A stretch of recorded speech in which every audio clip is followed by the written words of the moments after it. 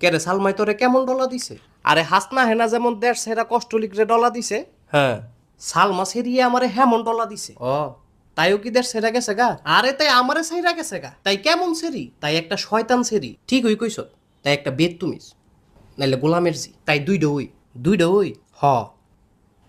তাইর একটা মামা আছে, মামাটা আবার বালা মানুষ, মামাটা একটা ইবলিশ মানুষ। মামা এবার কিসছে? তুই তোর মোবাইলটা দে, এই লো। এটা তাইর মামা।